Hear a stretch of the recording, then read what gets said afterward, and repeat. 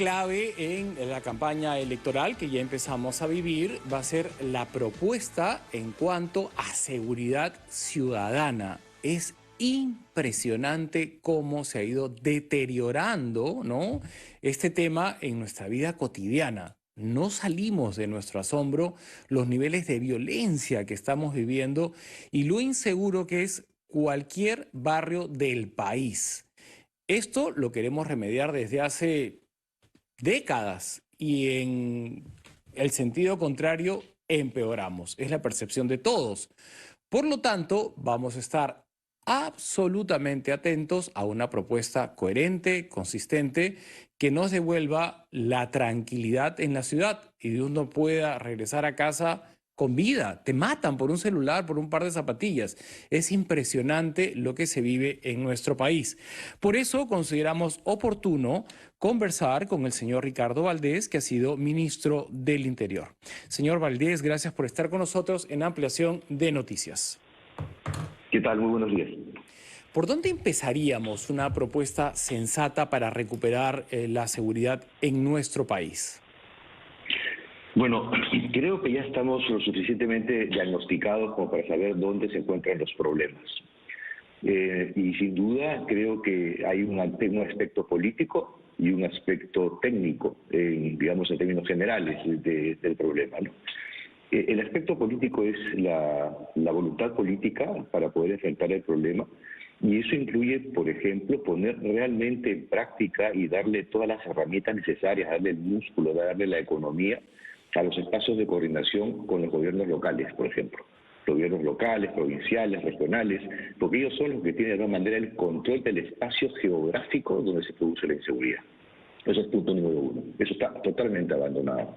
El punto número dos es el aspecto técnico, tiene que hacer con una lectura correcta de las fuerzas que intervienen en los temas de seguridad. No solamente me refiero ya aquí a los serenazgos o a la seguridad privada, sino completamente a la Policía Nacional, que es el eje central en esto. Y en lo que se refiere a la Policía Nacional, también creo que existe ya bastantes diagnósticos, estudios a lo largo de los años que nos permiten saber que hay necesidad de fortalecer ciertos aspectos y otros modificarlos. Entonces, una buena lectura de las fuerzas políticas que están compitiendo para llegar a la presidencia, creo que eso es absolutamente necesario para saber cómo van a enfrentar este problema. Y obviamente también ampliar un poco su lectura en lo que se refiere a la intervención de la policía en sus especializaciones. O sea, me refiero a que hay que hacer reformas en el ámbito laboral, reformas en el ámbito educativo, básicamente en esos dos aspectos, que tienen una serie de ramificaciones que van a impactar en la seguridad también. Ahora que menciona el tema de la policía, los peruanos seguimos detenidos en evaluar esta respetabilísima y tradicional institución.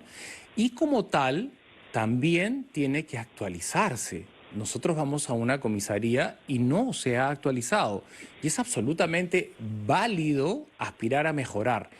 ¿Por qué considera que hay tanto celo cuando uno emite una crítica constructiva y con fundamento hacia esta institución, como si fuese algo intocable, ¿no? Sí, lo que pasa es que la policía ha estado inmersa en sus propios problemas, o sea, no es digamos, ha habido siempre una crisis institucional dentro de la policía, esto como consecuencia de la principal reforma que se dio a finales de los 80, es decir, cuando se unifica la Policía Nacional. Entonces, en la práctica, lo que ha ocurrido es la coexistencia de tres fuerzas policiales. Pero han pasado casi 40 años, no podemos quedarnos detenidos. Sí, lo que pasa es que todavía, le explico, todavía no existe un comando policial que provenga de la Policía Nacional de manera unificada.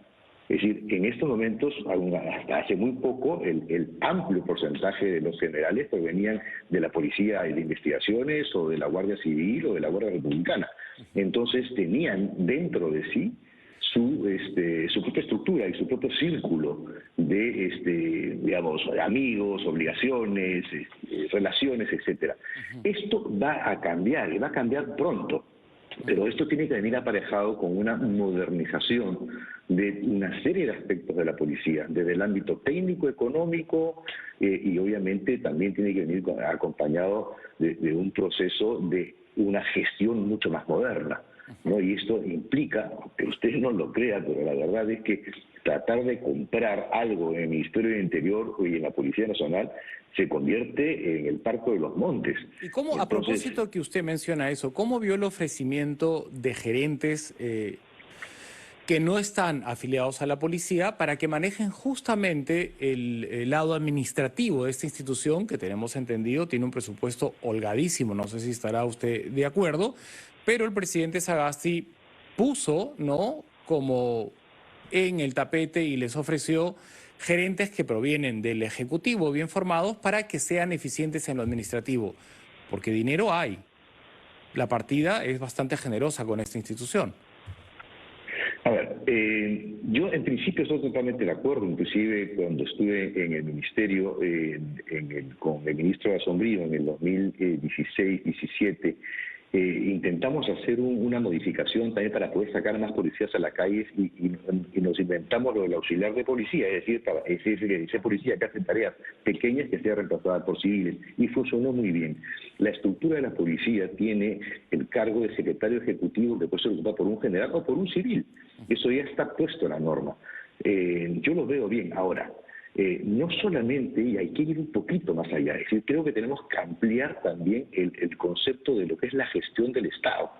Le pongo otro ejemplo. ¿Quiénes son los que están manejando la adquisición de vacunas, por ejemplo? Allá no hay policías y sin embargo no tenemos vacunas. Eso significa que el problema de las adquisiciones, de las compras en el Estado, es un problema que trasciende a la Policía Nacional, que trasciende al funcionario del Ministerio del Interior. Eso es un problema ya en general de las facilidades que te da el Estado para poder adquirir y para poder modernizar tus propios recursos. Por ejemplo, si uno quisiera hacer una adquisición de motocicletas o de vehículos, de patrulleros para la policía, o inclusive para poder ir a la tercerización del sistema informático, de computadoras con por ejemplo, el Internet.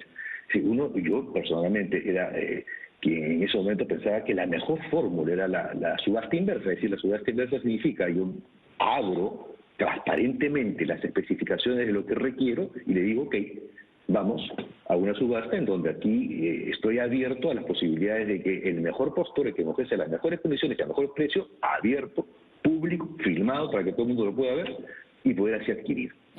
Sin embargo, el Ministerio de Economía no nos permite en ese momento ese procedimiento, que se usa para otras cosas, por cierto. Entiendo. Entonces, dentro de las reglas de juego hay que simplificar las cosas y ser más eficientes porque se entrampan y no facilitan desde su Y esto es un ejemplo. problema del Estado, ojo, del Estado en general. Entiendo. Pero lo que hemos visto algunos ciudadanos y nos quedamos absortos es que en el escenario que se doten de motocicletas y de autos de última generación, quien está a cargo de esa unidad no actúa a la altura de las circunstancias. Hemos visto a decenas de mujeres pedir ayuda a ese policía porque es maltratada, es víctima de violencia, y el policía le dice, ¿qué habrás hecho? Le habrás sacado la vuelta a tu esposo, ¿no? Entonces, no puedo generalizar, pero lo que hemos vivido como experiencia también nos lleva a concluir que dentro de la capacitación, la formación de un policía, hay algunas enmiendas que hacer, ¿no? Bueno, eso es carísimo. O sea, nuevamente, aquí estamos haciendo un salto conceptual entre lo que es el manejo económico que corresponde a todo el Estado, donde la policía es parte, y también a la forma como se relaciona, por ejemplo, también el servidor público. Y aquí también, nuevamente, hay problemas en la forma, en la cultura en general, porque este tipo de inconvenientes que uno ve en la policía implica y hace, nos llama inmediatamente la atención en que debemos profundizar y hacer un proceso de educación permanente y de capacitación permanente sobre cómo se debe actuar. Pero nuevamente regreso al tema. Este problema que usted menciona lo va a encontrar también en el Palacio de Justicia, lo va a encontrar también en el sector salud, porque tenemos una indolencia que es transversal en el funcionario público y sobre el cual también creo yo que los políticos y quienes van a candidatear a la presidencia deben también tener en claro. Es decir, de qué manera hay problemas comunes al Estado que hacen con la forma y la capacitación del servidor público, de qué manera estamos simplificando las cosas también para facilitarle al servidor público y al ciudadano el acceso a ese servidor público.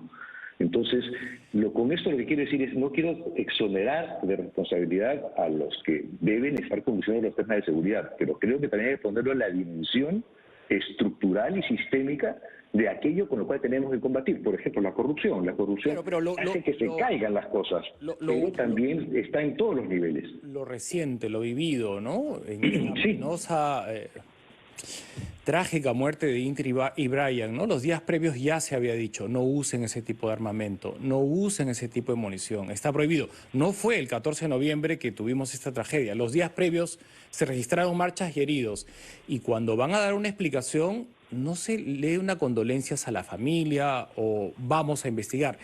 Hay una presión gigante, ¿no? Y luego a la fecha, hay 10 altos mandos investigados. Este secretismo, este hermetismo, ¿cree que le hace bien a la institución? No, sin duda, no, para nada. No le hace bien a nadie, ni a la institución, ni a las familias, ni a la sociedad, sin lugar a dudas. Pero permítame también decirle cosas, porque yo creo que, insisto, o sea, vamos a tener, perdón, señor Sí. Valdés, vamos a tener que hacer una pausa y me dice esas cosas, por favor, en el siguiente bloque, brevemente, gusto, porque claro. tengo que respetar los tiempos, así como formación militar, hablando de la policía. El tiempo es el tiempo. Regresamos.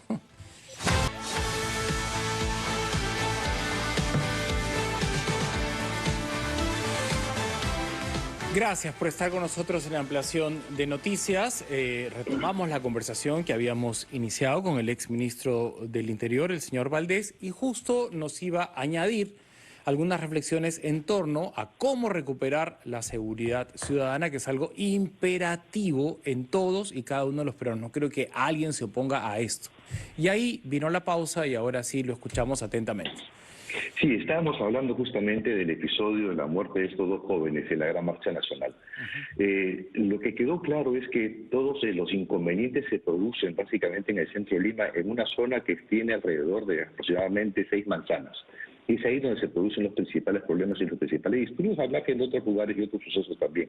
Pero en términos generales, la Gran Marcha Nacional fue conducida por la policía con gran éxito en el resto del país y no se produjeron eventos que lamentar. Ahora, cuando se producen eventos que lamentar, obviamente uno dice que lo que queremos es una investigación rápida y queremos además respuestas rápidas. Eso es lo natural, lo que se espera. Más aún cuando el propio gobierno se pone plazos que no cumple. Y uno se pone a preguntar qué pasa. Y si uno empieza a desmenuzar qué ha pasado con la investigación del caso de Inti y de Brian, qué ha sido acumulada, qué significa eso, que no se está investigando estos dos casos en sí mismos, sino que están investigando esto sumado a los 200 heridos. Entonces, el proceso se vuelve tan grande y tan largo, en donde ya sale de las manos de la Policía Nacional y entra en el campo del Ministerio Público. Y el Ministerio Público se encuentra que tiene que entrevistar a 200 personas, que son los heridos, y un poco más. Entonces, bueno, aquí lo que toca es también ya un poco de sensatez, es decir, bueno, veamos las prioridades, veamos las urgencias, y esto es transmitiendo lo que dicen los abogados de la víctima. Dice, desacumulen la investigación, investiguemos los muertos y después investiguemos los heridos. Entonces, eso lo quiero porque me parece que es muy importante poner en perspectiva las cosas y dónde se están produciendo los errores y los problemas. Aparece como que es el Ministerio del Interior que no quiere investigar. Sin embargo, tenemos un Ministerio Público que no produce el resultado porque tiene la investigación acumulada. Y eso es bueno que se sepa. Todos aspiramos a tener una Policía Nacional sólida, absolutamente ejemplar, inspiradora, que cuando te pare algún miembro de esta institución tradicional, tú te sientas seguro, acogido, ¿no? Y no asome para nada el temor y la inseguridad frente a un policía. Le agradecemos muchísimo, señor Ricardo Valdés, por participar en Ampliación de Noticias y hasta una próxima oportunidad. ¡Feliz domingo! Igualmente, hasta pronto.